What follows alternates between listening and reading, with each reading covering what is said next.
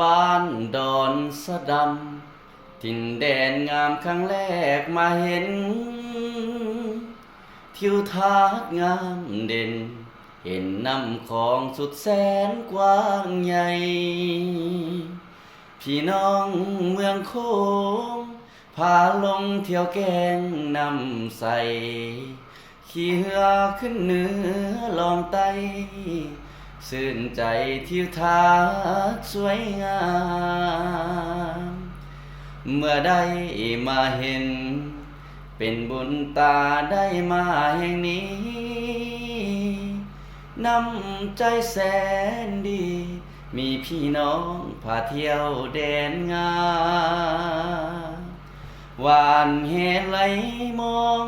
เรียบฝั่งของบ้านดอนสะดำก้อยซอยป่าพียามคำเหล้าขาวสาวงามมวนเท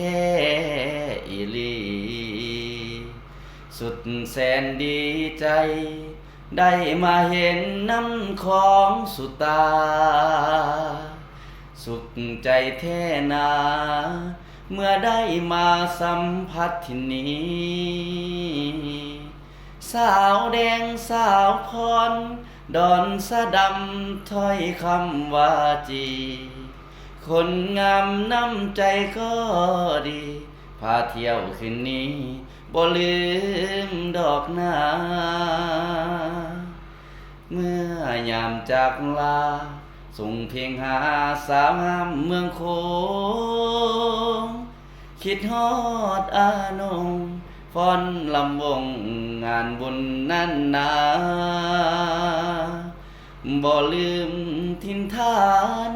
อาหารกินก้อยซอยป่าคิดฮอดอิลีเด้อล่ะจะหวนขึ้นมา